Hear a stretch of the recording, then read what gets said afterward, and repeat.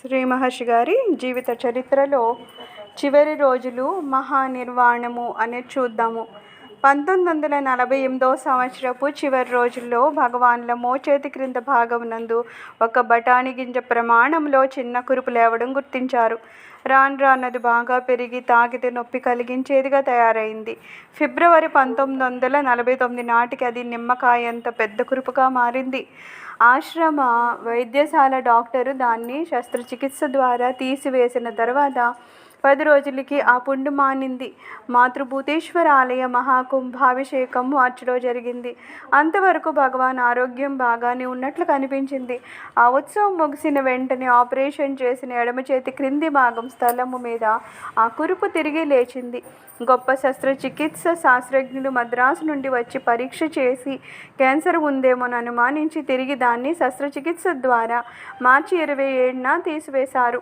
Radium చికిత్స కూడా వెంటనే చేశారు. ఆ పుండు పరీక్షలో తేలింది అది సర్కోమా అని. ఈ సర్కోమా అన్నది భయంకరమైన నొప్పిని కలిగించినదే కాకుండా చివరకు మనిషినే నాశనం చేయగలిగిన వ్యాధి అని. ఆ పుండు మానక ముందే తిరిగి అక్కడనే ఇంకొక కొత్త పుండు లేవసాగింది. అందుకని వైద్యులు చేతిని తీసివేయడమే భగవంతుని అమూల్యమైన జీవితాన్ని రక్షించడానికి మార్గమని సూచించారు. అందులకు నవి భగవాను శరీరమే ఒక వ్యాధి, దాన్ని సహజంగానే పోనివ్వండి, ఎందుకు చిన్న మొనర్చడము, దీనికి చిన్న కట్టు కట్టడమే చాలు కదూ అన్నారు. పల్లె నుండి వచ్చి పేరుగల ఆయుర్వేద వైద్యుడు భగవానుకు వైద్యం చేయనట్లు ఏర్పాటు చేయబడింది. కానీ ఆ వైద్యము విఫలమైంది. ఆ పుండు ఇంకొంత పెరిగింది. వైద్య బృందము దీన్ని గురించి బాగా చర్చించి 3వసారి శస్త్రచికిత్స చేయడానికి నిర్ణయించారు. అందరూ కలిసి భగవాన్ను ఒప్పించారు. ఈ 3వ శస్త్రచికిత్స జాగ్రత్తగా శ్రద్ధగా చేశారు. 1 వారం తర్వాత రేడియం చికిత్స ద్వారా ఆ పుండుకు కారణమైన అణువులను నాశనం చేయడానికి ప్రయత్నించారు. తర్వాత ఆ పుండు క్రమంగా మానుతూ భగవాన్ల ఆరోగ్యం ఒక 3 నెలల వరకు కొంత బాగానే ఉన్నట్లుగా కనిపించింది. ఈ స్థితి భక్తుల హృదయాలకు ఆశాకిరణమైంది. వారి ఆశలు అన్నీ కూలద్రోస్తూ తిరిగి నవంబర్ చివరకు ఒక కురుపు చేతికి కొంత పై భాగంలో కనిపించింది. ఇది చివరకు డిసెంబర్ 19 తిరిగి శస్త్రచికిత్స చేయడానికి కారణమైంది. ఈ స్థితిలో హోమియోపతి వైద్య నిపుణులు వారి శక్తినంతా వినియోగించి ఆ పుండు నివారణకు మందులను వాడారు. ఫలితము శూన్యము. ఆ పుండుకు దగ్గరలో ఇంకొక కురుపు లేవడం కనిపించి అతి త్వరగా పెరగడం ప్రారంభించింది. ఎడమ చేతిపై భాగమంతా ఒక భయంకర వాపుకు గురయ్యింది. ఈ పుండు నుండి నిరంతర రక్తస్రావం జరుగుతూనే ఉండడము వలన భగవాన్ల శరీరము రక్తహీనమయ్యింది. ఈ విషవ్యాధి శరీరం అంతటా వ్యాపించింది. ఈ చిహ్నాలు సర్కోమా వ్యాధి యొక్క చివరి దశ. ఈ వ్యాధి వలన కలిగే మార్పులన్నింటి యందు భగవాన్లు ఉదాసీనులుగా ఉన్నారు.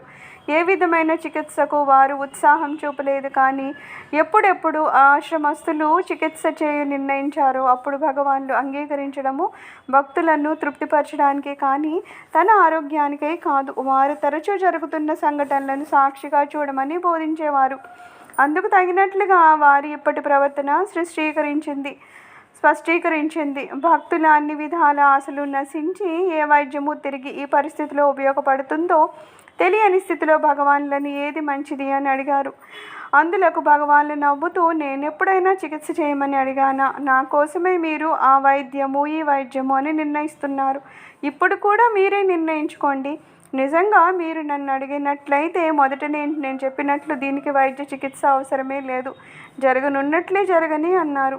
ఆధునిక వైద్య నిపుణులందరూ శస్త్రచికిత్స చేసిన తర్వాత నొప్పి పట్ల భగవాన్ల యొక్క ఉదాసీన వైఖరిని చూసి ఆశ్చర్యచకితులయ్యారు. ప్రతి విషయాన్ని భగవాన్లు ఎంతో తేలిక దృష్టితో చూస్తూ వారి హాస్యపు ధోరణి ఎట్టి పరిస్థితుల్లోనూ విడనాడకుండా ఉన్నారు.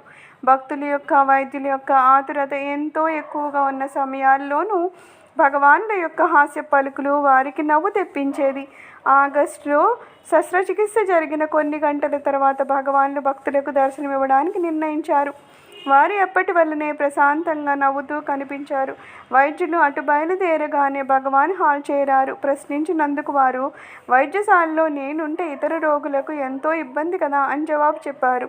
4వ శస్త్రచికిత్స తర్వాత కూడా మహర్షి ముఖం నందు గల ప్రశాంతత, కృపాపూర్ణమైన చిరునవ్వును చూసిన వైద్యులు భక్తులు ఆశ్చర్యపడ్డారు.